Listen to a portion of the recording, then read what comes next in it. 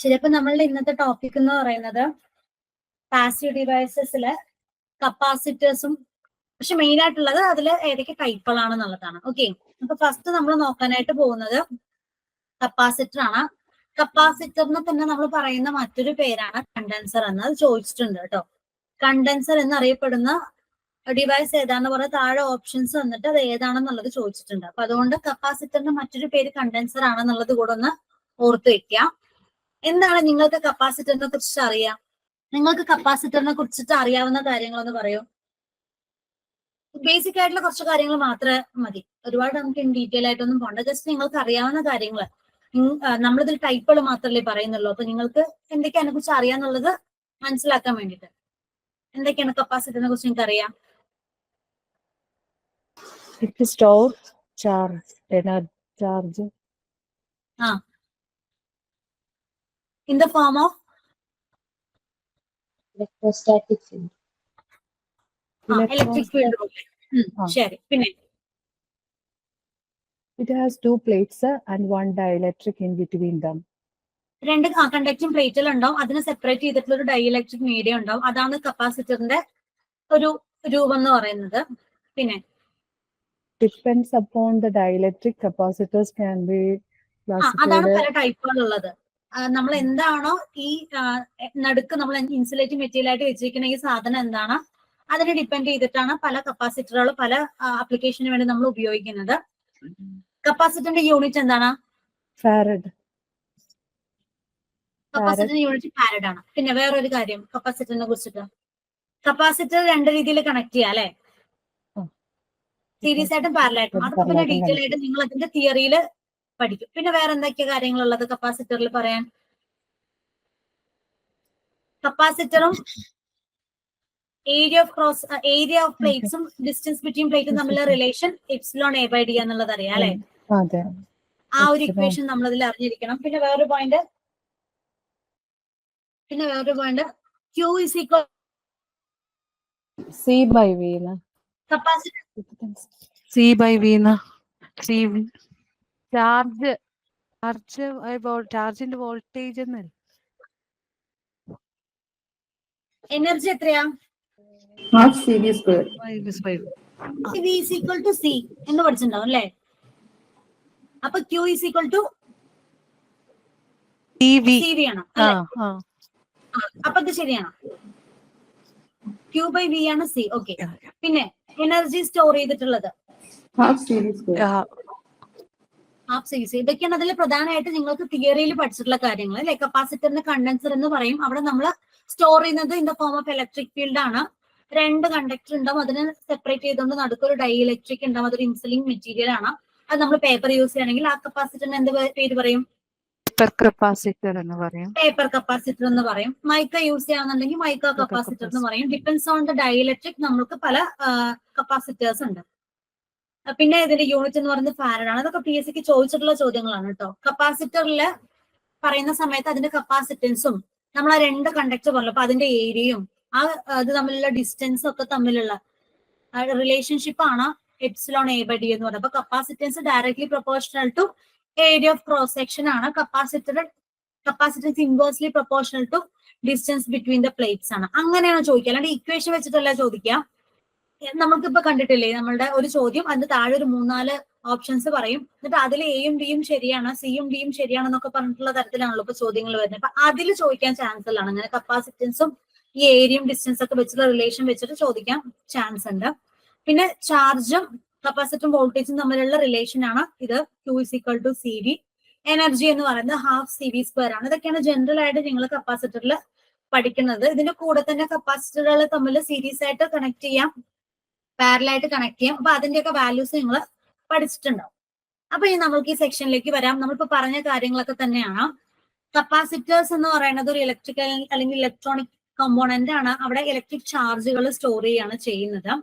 Basically കപ്പാസിറ്ററിൽ രണ്ട് parallel plate ഉണ്ട്. അത് കണ്ടക്ടിങ് മെറ്റീരിയൽസ് കൊണ്ടായിരിക്കും ഉണ്ടാക്കിയിട്ടുണ്ടാവുക. അതിനിടയിൽ ഒരു ഡൈ ഇലക്ട്രിക് പ്ലേസ് ചെയ്തിട്ടുണ്ടാവും. അത് എയർ ആവാം, എയർ ആണെങ്കിൽ air capacitor, mica, paper, plastic പോലുള്ള ഏത് വേണമെങ്കിലും ഡൈ ഇലക്ട്രിക് അതിൽ നമ്മൾക്ക് ഇൻസേർട്ട് ചെയ്യാവുന്നതാണ്. ഓക്കെ, ഇപ്പൊ നമ്മൾ കപ്പാസിറ്റർ പറയുന്ന സമയത്ത് ശരിക്കും രണ്ട് ടൈപ്പ് ഓഫ് കപ്പാസിറ്റേഴ്സ് ആണ് നമ്മൾ ക്ലാസിഫൈ ചെയ്തിരിക്കുന്നത് അല്ലെ. എന്തൊക്കെയാണ് രണ്ട് type of capacitors? ceramic capacitors, electrolytic capacitors, fixed കപ്പാസിറ്ററും variable capacitors. വേരിയബിൾ കപ്പാസിറ്റർ അല്ലെ. അല്ല, ഫിക്സഡ് കപ്പാസിറ്ററിലാണ് ceramic capacitor, mica capacitor, filling capacitor, paper, electrolytic ഒക്കെ വരുന്നത് ഏതിലാണ്? ഫിക്സഡ് കപ്പാസിറ്റർ ആണ്. അതിന്റെ വാല്യൂ ഫിക്സഡ് ആണ്. അവിടെ നിന്ന് അങ്ങോട്ടേക്ക് നമുക്ക് മാറ്റാനായിട്ട് സാധിക്കില്ല. ആ വാല്യൂ നമ്മൾ കൊടുത്താൽ എത്ര ഇന്ന കപ്പാസിറ്റൻസ് വാല്യൂ ഉള്ള ഒരു കപ്പാസിറ്റർ ആണ് ഇത് പറഞ്ഞാൽ അതിന്റെ വാല്യൂ അത് തന്നെയായിരിക്കും, അപ്പുറത്തേക്ക് ഇപ്പുറത്തോ മാറില്ല. അതേ സമയത്ത് കപ്പാസിറ്ററിന്റെ വാല്യൂ നമ്മൾക്ക് മാറ്റാൻ പറ്റും. അങ്ങനെയുള്ള കപ്പാസിറ്റേഴ്സ് ആണ് ആര്? Variable capacitor. വേരിയബിൾ കപ്പാസിറ്ററിൽ ആരൊക്കെ വരിക? Trimmer, gang capacitor. പാഡറും വരും. ശരിക്കും വേരിയബിൾ കപ്പാസിറ്റർ രണ്ട് ടൈപ്പ് ആണ്. ഒന്ന് ട്യൂണിംഗ് കപ്പാസിറ്ററും മറ്റൊന്ന് അഡ്ജസ്റ്റബിൾ കപ്പാസിറ്റർ. ഈ അഡ്ജസ്റ്റബിളിലാണ് നമ്മൾ ആ ട്രിമ്മറും പാഡറും വരിക. ട്രിമ്മറും പാഡറും തമ്മിലുള്ള വ്യത്യാസം എന്താ? രണ്ടും അഡ്ജസ്റ്റ് ചെയ്യാൻ തന്നെയല്ലേ?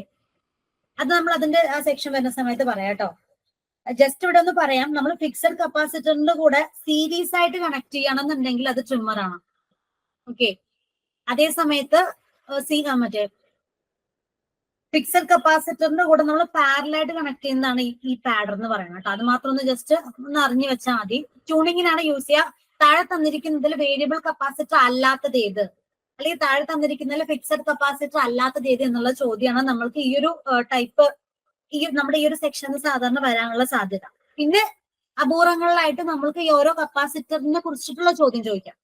അതൊക്കെ നമ്മളത് ടോപ്പിക് പറയുമ്പോൾ അതിന്റെ കൂടെ നമുക്ക് പറഞ്ഞു പോവാം. അപ്പൊ ആദ്യം നമ്മൾ പറയുന്നത് സെറാമിക് കപ്പാസിറ്റർ ആണ്. നമ്മൾ പൊതുവെ യൂസ് ചെയ്യുന്ന, കോമൺ ആയിട്ട് യൂസ് ചെയ്യുന്ന ഒരു ടൈപ്പ് ഓഫ് കപ്പാസിറ്റർ ആണ് സെറാമിക് കപ്പാസിറ്റർ. അത് സ്മോൾ സൈസും ആണ്, അഫോർഡബിൾ ആയതുകൊണ്ട് നമ്മൾ കോമൺ ആയിട്ട് ഇത് യൂസ് ചെയ്യുന്നുണ്ട്. ഇത് കൺസ്ട്രക്ട് ചെയ്യുന്നത് സെറാമിക് മെറ്റീരിയൽ ആണ്. അത് പൊതുവെ ബാരിയം, ടൈറ്റാനേറ്റ് പോലെയുള്ള അല്ലെങ്കിൽ അതുമായിട്ട് സിമിലർ ആയിട്ടുള്ള ഏതെങ്കിലും കോമ്പൗണ്ട് ആയിരിക്കും നമ്മൾ ഇതിൽ ഉപയോഗിക്കുന്നത്. സെറാമിക് കപ്പാസിറ്ററിന് രണ്ടായിട്ട് നമ്മൾക്ക് ക്ലാസിഫൈ ചെയ്തിട്ടുണ്ട്. ഒന്ന് ക്ലാസ് 1 സെറാമിക് കപ്പാസിറ്ററും രണ്ടാമത്തെ ക്ലാസ് 2 സെറാമിക് കപ്പാസിറ്ററും. നമ്മളുടെ ഈ ടോപ്പിക് ഫുള്ള് തിയറിയാണ്, കോൺസെപ്റ്റുകളൊന്നും ഇല്ല, ജസ്റ്റ് ഇങ്ങനെ തിയറി ഇങ്ങനെ പറഞ്ഞു പോകുന്ന ടൈപ്പാണ് കേട്ടോ. അപ്പൊ ഫുൾ ഇങ്ങനെ ആയിരിക്കും. അപ്പൊ ക്ലാസ് 1 സെറാമിക് കപ്പാസിറ്റർ എന്ന് പറയുമ്പോൾ അതെന്ത് ചെയ്യും? These deliver high stability and low losses. ലോസസും കുറവായിരിക്കും, സ്റ്റെബിലിറ്റി കൂടുതലായിരിക്കും ക്ലാസ് 1 സെറാമിക് കപ്പാസിറ്ററിൽ. അത് റെസൊണൻസ് സർക്യൂട്ട് അപ്ലിക്കേഷൻസിലൊക്കെയാണ് പൊതുവെ സെറാമിക് കപ്പാസിറ്ററുകൾ ഉപയോഗിക്കുന്നത്. ഇനി ക്ലാസ് 2 ആണെന്നുണ്ടെങ്കിൽ എഫിഷ്യൻസി കൂടുതലായിരിക്കും, ബഫർ, ബൈപാസ്, കപ്ലിംഗ് അപ്ലിക്കേഷൻസിനൊക്കെയാണ് പൊതുവെ സെറാമിക് കപ്പാസിറ്റർ യൂസ് ചെയ്യുക. ജനറലി സെറാമിക് കപ്പാസിറ്റർ എന്താണെന്ന് ചോദിക്കുള്ളൂ, ക്ലാസ് 1 ക്ലാസ് 2 പറഞ്ഞിട്ടൊന്നും ചോദിക്കില്ല. നിങ്ങൾക്ക് സെറാമിക്കിന്റെ അപ്ലിക്കേഷൻ പറയുമ്പോൾ റെസൊണൻസ് സർക്യൂട്ടിലും കപ്ലിംഗ് സർക്യൂട്ടിലൊക്കെ നമ്മളത് ഉപയോഗിക്കുന്നു എന്നുള്ളത് പറയാനായിട്ട് പറ്റും. ഓക്കെ. ഇതിന്റെ പ്രധാനപ്പെട്ട ക്യാരക്ടറിസ്റ്റിക്സ് പറഞ്ഞ് നമ്മൾ പറഞ്ഞു. സാധാരണ നമുക്ക് എല്ലായിടത്തും നമുക്ക് വാങ്ങിക്കാൻ പറ്റും, അതുകൊണ്ട് ലോ കോസ്റ്റ് ആണ്, അക്യുറേറ്റ് ആണ്, കുറച്ച് കുഴപ്പമില്ലാത്ത രീതിയിൽ അക്യുറേറ്റ് ആയിട്ട് റിസൾട്ടുകളൊക്കെ നമ്മൾക്ക് സെറാമിക് തരാറുണ്ട്. അതുപോലെ വോൾട്ടേജ് റേറ്റിംഗ്, നമുക്ക് വൈഡ് റേഞ്ച് ഉള്ള വോൾട്ടേജ് റേറ്റിംഗിൽ നമ്മൾക്ക് ഈ സാധനം അവൈലബിൾ ആണ്. പിന്നെ ഫാസ്റ്റ് റെസ്പോൺസ് ടൈം ആണ്, സ്റ്റേബിൾ കപ്പാസിറ്റൻസ് വാല്യൂ, അങ്ങനെയുള്ള കുറച്ച് കാര്യങ്ങൾ. ഇൻറഫറൻസ് വോൾട്ടേജ് വെച്ച് നോക്കുമ്പോൾ കപ്പാസിറ്റൻസ് വാല്യൂ സ്റ്റേബിൾ ആണ്, കറണ്ടും ഫ്രീക്വൻസിയും ഒക്കെ കമ്പയർ ചെയ്യുമ്പോൾ കപ്പാസിറ്റൻസ് എന്താണ് ഇവിടെ സ്റ്റേബിൾ ആണ്. അതാണ് ഇതിന്റെ ഒരു വേറൊരു പ്രത്യേകത എന്ന് പറയുന്നത്. പിന്നെ ഇതിന്റെ അപ്ലിക്കേഷൻസ് പറഞ്ഞാൽ നമ്മൾ പറഞ്ഞല്ലോ, അത് bypass and decoupling applications power സപ്ലൈകൾ നമ്മൾ ഉപയോഗിക്കുന്നതാണ്. പിന്നെ ഓഡിയോ സർക്യൂട്ടുകളിൽ നമ്മൾ കപ്ലിങ്ങിനും ഫിൽറ്ററിങ്ങിനും ഒക്കെ വേണ്ടിയിട്ട് ആര് യൂസ് ചെയ്യാറുണ്ട്? സെറാമിക് ഉപയോഗിക്കാറുണ്ട്. പിന്നെ സെറാമിക് കപ്പാസിറ്ററിന്റെ വോൾട്ടേജ് റേറ്റിംഗ് ഒന്ന് നമുക്ക് നോക്കി വെക്കാം. 10 പൈക്കോ ഫാരഡ് മുതൽ ഇത്രയും 10 പൈക്കോ ഫാരഡ് മുതൽ 100 മൈക്രോ ഫാരഡ് വരെ അതിന്റെ കപ്പാസിറ്റൻസ് വാല്യൂ വരുന്നുണ്ട്. വോൾട്ടേജ് റേറ്റിംഗ് ആണെന്നുണ്ടെങ്കിൽ ഒരു 16 വോൾട്ട് മുതൽ ഒരു 15 കിലോ വോൾട്ട് ആ റേഞ്ചിലൊക്കെ നമ്മൾക്ക് കിട്ടാറുണ്ട് ഈ കപ്പാസിറ്റൻസിന്റെ വാല്യൂ എന്ന് പറയുന്നത് കേട്ടോ. അപ്പൊ അത്രയും കാര്യങ്ങളാണ് സെറാമിക് കപ്പാസിറ്റർ എന്ന് പറയുന്നത്. ഒരു ഫിക്സഡ് കപ്പാസിറ്റർ ആണ്. രണ്ടാമത്തെ ഇലക്ട്രോലിറ്റിക് കപ്പാസിറ്റർ. ഇലക്ട്രോലിറ്റിക് കപ്പാസിറ്റർ എന്ന് പറയുമ്പോൾ അവിടെ നമ്മൾക്ക് എന്താണ് പ്രത്യേകത? ഇലക്ട്രോലിറ്റിക് കപ്പാസിറ്ററിന്റെ പ്രത്യേകത എന്താ? Polarization. Most of the electronic circuits like use in electrolytic capacitor. വേറെ നമ്മൾ മറ്റുള്ള ഇതിനെന്ന് വെച്ചാൽ ഇതിന് പോളറൈസ്ഡ് കപ്പാസിറ്റർ ആണെന്നാണ് പറയുന്നത്. അപ്പൊ മറ്റുള്ളതെന്ന് വെച്ചുള്ള വ്യത്യാസം എന്തായിരിക്കും? ഇതിൽ പോസിറ്റീവ് നെഗറ്റീവ് ഒക്കെ ഉണ്ടാവും അല്ലേ? അതെ പോസിറ്റീവ് തിരിച്ചും മറിച്ചും വെച്ച് കഴിഞ്ഞാൽ പ്രശ്നം വരും ഇലക്ട്രോലൈറ്റിക് കപ്പാസിറ്ററിൽ അല്ലെ. പോളറൈസ്ഡ് ആയിട്ടുള്ള പ്രശ്നം അതാണ്. ഒന്ന് പോസിറ്റീവ് നെഗറ്റീവ് അങ്ങനെ തന്നെ കണക്ട് ചെയ്തില്ല എന്നുണ്ടെങ്കിൽ നമുക്ക് റിസൾട്ട് നേരെ കിട്ടില്ല. ചിലപ്പോൾ പ്രശ്നം വരും, കപ്പാസിറ്റർ അടിച്ചു പോവാം. പക്ഷെ നമ്മൾ ബാക്കിയുള്ളത് പറയുമ്പോൾ ആ ഒരു പോളറൈസേഷൻ ഇല്ല. അപ്പൊ അതുകൊണ്ട് അതെങ്ങനെ വേണമെങ്കിലും വെക്കാം. അപ്പൊ ഇലക്ട്രോലൈറ്റിക് കപ്പാസിറ്റർ പ്രത്യേകത പോളറൈസ്ഡ് കപ്പാസിറ്റർ ആണ്. ഇലക്ട്രോണിക്സ് ആൻഡ് ഇലക്ട്രിക്കൽ സിസ്റ്റത്തിലാണ് പൊതുവെ ഉപയോഗിക്കുന്നത്. ഇതൊരു 3 ടൈപ്പ് ഉണ്ട്. നമ്മൾ അതിൽ 2 മെയിൻ ആയിട്ട് പഠിക്കാറുള്ളൂ. അലുമിനിയം ഇലക്ട്രോലൈറ്റിക് കപ്പാസിറ്ററും ടൻഡാലം ഇലക്ട്രോലൈറ്റിക് കപ്പാസിറ്ററും നിയോബിയം ഇലക്ട്രോലൈറ്റിക് കപ്പാസിറ്റർ ഒക്കെയാണ് കപ്പാസിറ്റർ ഉള്ളത്. അതിൽ പൊതുവെ അവൈലബിൾ ആയിട്ടുള്ളത് ഈ 2 അലുമിനിയം ഇലക്ട്രോലൈറ്റിക് കപ്പാസിറ്ററും ടൻഡാലം ഇലക്ട്രോലൈറ്റിക് കപ്പാസിറ്ററും. അതിന്റെ പ്രത്യേകത എന്താ? ഇതെങ്ങനെയാണ് അത് ഉണ്ടാക്കുന്നത്? ഇലക്ട്രോലൈറ്റിക് കപ്പാസിറ്ററിന്റെ എങ്ങനെ വരിക? പ്ലേറ്റിൽ എന്തുണ്ടാക്കിയതായിരിക്കും? അലുമിനിയം ഇലക്ട്രോലൈറ്റിക് കപ്പാസിറ്ററിൽ പ്ലേറ്റുകൾ എന്തുകൊണ്ട് ഉണ്ടാക്കിയതായിരിക്കും? അലുമിനിയം കൊണ്ട് ഉണ്ടാക്കിയതായിരിക്കും അല്ലെ. അലുമിനിയം ഫോയിൽ കൊണ്ട്, കണ്ടക്ടിങ് ആയിട്ടുള്ള അലുമിനിയം ഫോയിൽ കൊണ്ടിട്ടാണ് അത് ഉണ്ടാക്കിയിട്ടുണ്ടാവുക. ഇതിനിടയിലുള്ള സ്പേസിൽ ഇലക്ട്രോലൈറ്റ് ഉണ്ടാവും. അതുകൊണ്ടാണ് ഇതിന് ഇലക്ട്രോലൈറ്റിക് കപ്പാസിറ്റർ എന്ന് പറയുന്നത്. അലുമിനിയത്തിന് പകരം നമ്മൾ ടൻഡാലമാണ് അവിടെ നമ്മൾ കണ്ടക്ടർ ആയിട്ട് ഉപയോഗിക്കുന്നെങ്കിൽ അത് ടൻഡാലം ഇലക്ട്രോലൈറ്റിക് കപ്പാസിറ്റർ എന്നാണ് പറയാ. ഓക്കെ, അപ്പൊ ഇതില് മുമ്പ് ചോദിച്ചിട്ടുള്ള ഒരു കാര്യം എങ്ങനെയാ വെച്ച് കഴിഞ്ഞാൽ ഇതിന്റെ അലുമിനിയത്തിന്റെ ചോദിച്ചിട്ടുണ്ട്. അലുമിനിയത്തിന്റെ വോൾട്ടേജ് റേഞ്ച് എന്ന് പറയുന്നത് 1 വോൾട്ട് മുതൽ 1000 വോൾട്ട് അല്ലെങ്കിൽ അതിനേക്കാൾ കൂടുതലാണ്. പിന്നെ ടോളറൻസ് വാല്യൂ എന്ന് പറയുന്നത് ±10% മുതൽ ±20% വരെ. വോൾട്ടേജ് റേഞ്ച് എന്ന് നോക്കി വെക്കുക കേട്ടോ. 1 വോൾട്ട് മുതൽ 1000 വോൾട്ട് വരെ ഉള്ള ആ റേഞ്ചിൽ അത് കിട്ടും. അലുമിനിയാണ് ചോദിച്ചിരിക്കുന്നത്. ഓക്കെ, അപ്പൊ ഇനി അതിന്റെ ഇലക്ട്രോലൈറ്റിക് കപ്പാസിറ്ററിന് ജനറലൈസ് ചെയ്ത് അതിന്റെ ക്യാരക്ടറിസ്റ്റിക്സ് പറയാനാണെന്നുണ്ടെങ്കിൽ അതിന് പൊതുവെ എന്തായിരിക്കും? ഹൈ കപ്പാസിറ്റൻസ് വാല്യൂ ആയിരിക്കും. അതാണ് അതിന്റെ ഏറ്റവും വലിയ പ്രത്യേകത. ഹൈ കപ്പാസിറ്റൻസ് വാല്യൂ ആയിരിക്കും. ഇവിടെ പോസിറ്റീവ് ആൻഡ് നെഗറ്റീവ് ടെർമിനൽ ഉണ്ടാവും. അതായത് പോളറൈസ്ഡ് ആണ്. റിലേറ്റീവ്ലി കുറച്ച് വലിയ സൈസ് ആയിരിക്കും ബാക്കിയുള്ളതിനെ കമ്പയർ ചെയ്ത് നോക്കുന്ന സമയത്ത്. മറ്റേത് മോഡറേറ്റ് കോസ്റ്റ് ആയിരിക്കും. പിന്നെ suitable for storing large amount of energy ഒക്കെ നമുക്ക് ഇവിടെ സ്റ്റോർ ചെയ്യാനായിരിക്കും യൂസ്ഫുൾ ആണ്. ആരെന്ന് പറയുന്നത് ഇലക്ട്രോലൈറ്റിക് കപ്പാസിറ്റർ എന്ന് പറയുന്നത്. ഓക്കെ, അതങ്ങനെയല്ലേ വരുള്ളൂ അല്ലെ. ഹാഫ് CV² ആണല്ലോ എനർജി. ഇപ്പൊ വോൾട്ടേജും അതായത് എനർജിയും കപ്പാസിറ്റൻസും ഡയറക്ട്ലി പ്രൊപ്പോർഷണൽ ആണ്. അപ്പൊ പിന്നെ എന്തായാലും നല്ല രീതിയിൽ കപ്പാസിറ്റൻസ് വാല്യൂ കിട്ടുമ്പോൾ കൂടുതൽ എമൗണ്ട് ഓഫ് എനർജി അവിടെ എന്തായാലും സ്റ്റോർ ചെയ്യാനായിട്ട് സാധിക്കും. ഓക്കെ, അതാണ് ഇലക്ട്രോലൈറ്റിക് കപ്പാസിറ്ററിന്റെ പ്രധാനപ്പെട്ട ക്യാരക്ടറിസ്റ്റിക്സ്. ഇനി അതിന്റെ അപ്ലിക്കേഷൻസ് വരുന്ന സമയത്ത് power supply, filtering and energy സ്റ്റോറേജിന് ഇത് നമുക്ക് യൂസ്ഫുൾ ആണ്. അതുപോലെ ഓഡിയോ ആംപ്ലിഫിക്കേഷൻ, കപ്ലിംഗ് ഓഡിയോ സിസ്റ്റത്തിൽ നമ്മൾ ഉപയോഗിക്കാറുണ്ട്.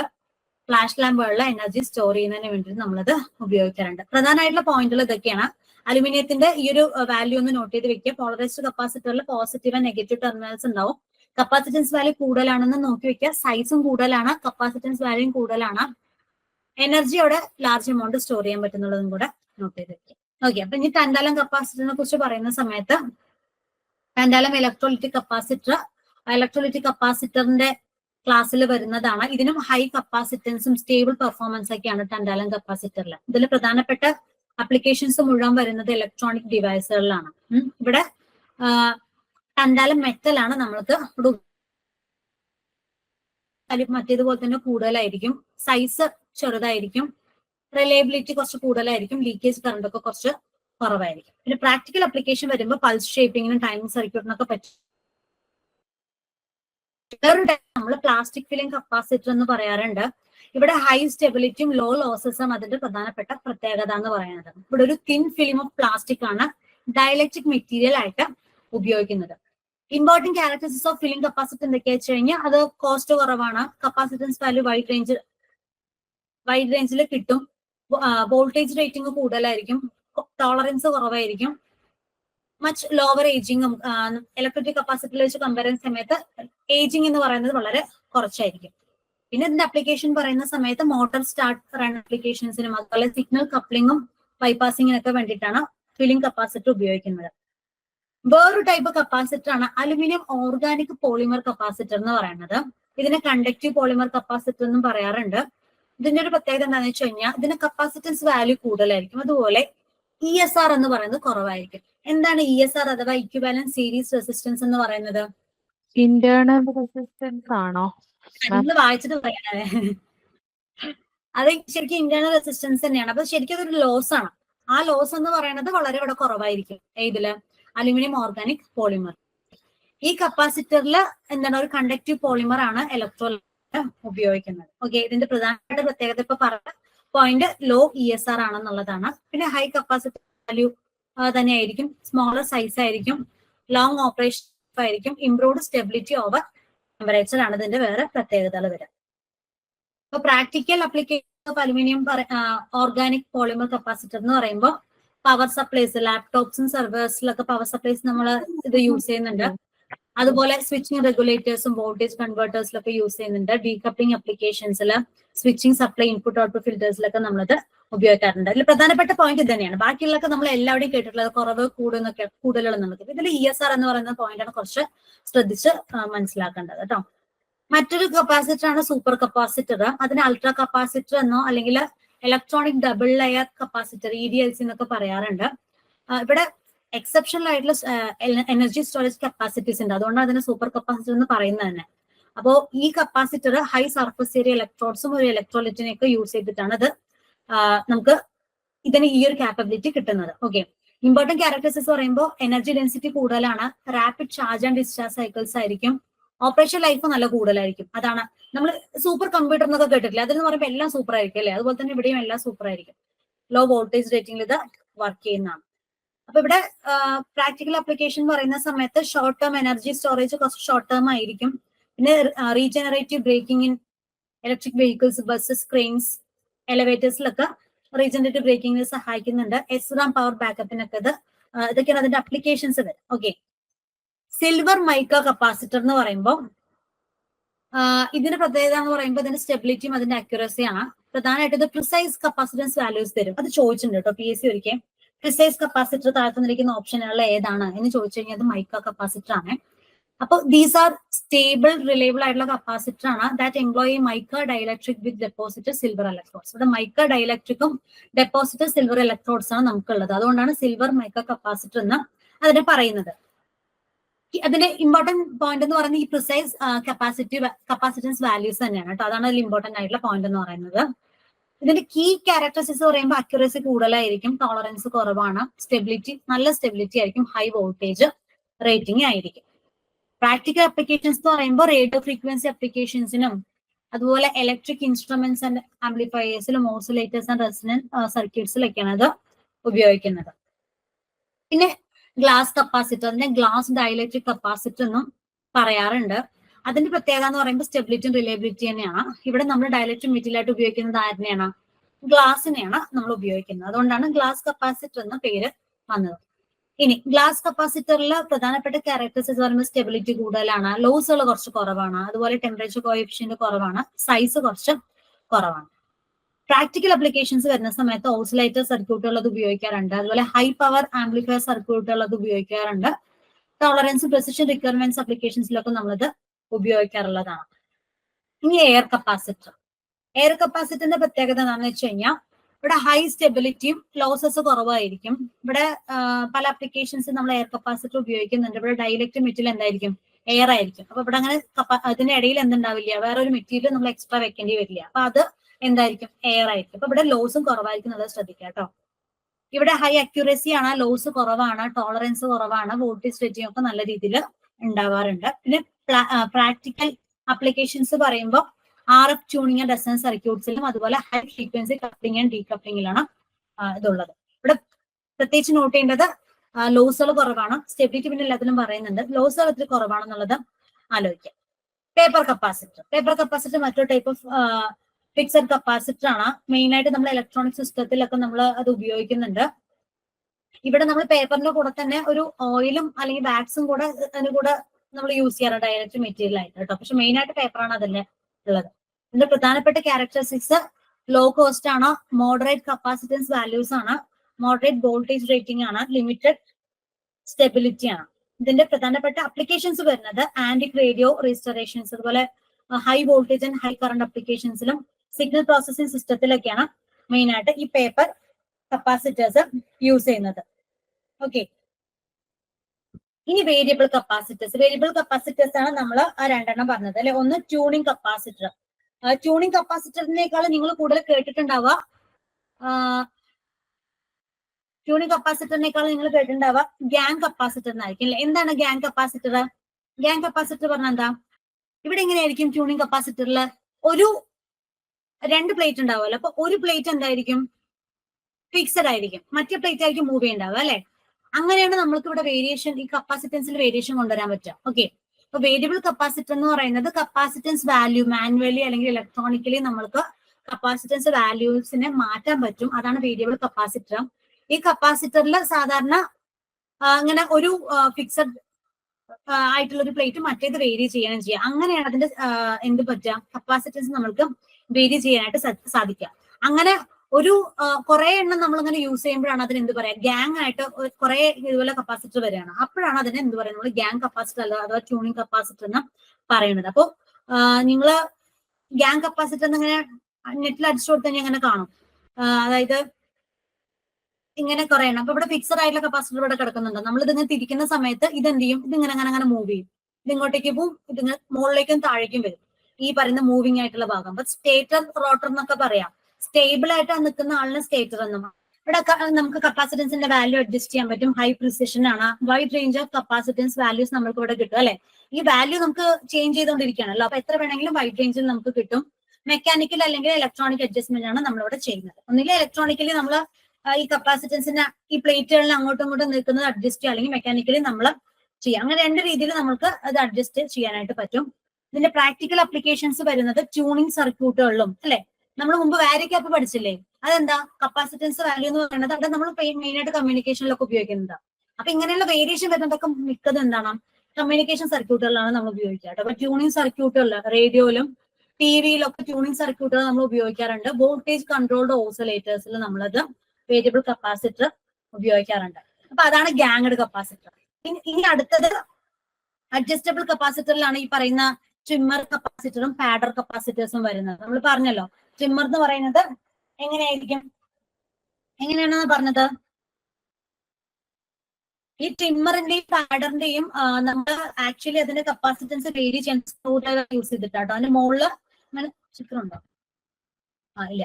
അതിന്റെ മുകളിൽ ഇങ്ങനെ ഒരു സ്ക്രൂ ഉണ്ടാകും. ഇങ്ങനെ ഒരു സംഭവമാണ്. അപ്പൊ അതിന്റെ മുകളിൽ ഒരു സ്ക്രൂ ഉണ്ടാകും. സ്ക്രൂവിൽ നമ്മൾ ലൂസ് ചെയ്യുമ്പോൾ അതിനനുസരിച്ച് നമ്മൾക്ക് എന്ത് ചെയ്യാൻ പറ്റും, കപ്പാസിറ്റൻസിന്റെ വാല്യൂ എന്ന് പറയുന്നത് മാറ്റാനായിട്ട് പറ്റും. ഓക്കെ, അപ്പൊ adjustable capacitor connected in series with fixed capacitor. Fixed കപ്പാസിറ്ററിന്റെ കൂടെ നമ്മൾ സീരീസ് ആയിട്ട് കണക്ട് ചെയ്യണമെന്നുണ്ടെങ്കിൽ അവരാണ് ആര്, ട്രിമ്മർ കപ്പാസിറ്റർ. അതേസമയത്ത് പാരലൽ ആയിട്ടാണ് നമ്മൾ അവിടെ കണക്ട് ചെയ്യുന്നുണ്ടെങ്കിൽ അതാണ് ആരെന്ന് പറയുന്നത്, പാഡർ എന്ന് പറയുന്നത്. ഓക്കെ, ഇപ്പൊ ട്രിമ്മർ കപ്പാസിറ്ററിനെ നമ്മൾ ട്യൂണിംഗ് കപ്പാസിറ്റർ അല്ലെങ്കിൽ ട്രിം പോർട്ട് എന്ന് പറയാറുണ്ട്. മിനിയേച്ചർ വേരിയബിൾ കപ്പാസിറ്റർ ആണ്. ഫൈൻ ട്യൂണിങ്ങിനൊക്കെയാണ്, സർക്യൂട്ടുള്ള ഇലക്ട്രോണിക് സർക്യൂട്ടുള്ള ട്യൂണിംഗ് ഒക്കെ ചെയ്യാൻ വേണ്ടിയിട്ട് നമുക്ക് ഉപയോഗിക്കും. അപ്പൊ ഈ കപ്പാസിറ്റർ എന്ന് പറയുമ്പോൾ ചെറുതാണ്, അഡ്ജസ്റ്റബിൾ ആയിട്ടുള്ള കപ്പാസിറ്റർ. നമ്മൾ ഗ്യാങ് കപ്പാസിറ്റർ എന്നൊക്കെ പറയുമ്പോൾ കുറച്ച് വലിയ സാധനമാണ്. പക്ഷെ ഇത് കമ്പാരിറ്റീവ്ലി ചെറിയ സൈസാണ് അഡ്ജസ്റ്റബിൾ കപ്പാസിറ്റർ. നമ്മൾ ഒരു സിംഗിൾ പാക്കേജിലൊക്കെയാണ് അത് കിട്ടുന്നത്. മെയിൻ ക്യാരക്ടറിസ്റ്റിക്സ് നമ്മൾ പറഞ്ഞ പോലെ തന്നെ അഡ്ജസ്റ്റബിൾ ആണ്, കപ്പാസിറ്റൻസ് സൈസ് ചെറുതാണ്, പ്രിസിഷൻ കൂടുതലാണ്, സിംഗിൾ ടൺ അല്ലെങ്കിൽ മൾട്ടി ടൺ അറേഞ്ച്മെന്റ് നമുക്ക് ഇവിടെ പോസിബിൾ ആണ്. അപ്ലിക്കേഷൻസ് വരുന്നത് സ്വാഭാവികമായിട്ടും കമ്മ്യൂണിക്കേഷന്റെ ഭാഗത്തായിരിക്കും. വേരിയബിൾ ഒക്കെ കമ്മ്യൂണിക്കേഷന്റെ ഭാഗത്തായിരിക്കും വരിക. അപ്പൊ റേഡിയോ റിസീവേഴ്സിൻ RF ട്യൂണിങ്ങും അതുപോലെ തന്നെ ഓസിലേറ്റർ ഫ്രീക്വൻസി അഡ്ജസ്റ്റ്മെന്റ് നമ്മുടെ അപ്ലിക്കേഷൻസ് അതിൽ വരുന്നത്. അപ്പൊ അത്രയും കാര്യങ്ങളാണ് ആര് വരുന്നത്, നമ്മുടെ കപ്പാസിറ്ററിന്റെ ടൈപ്സ് വരുന്നത്.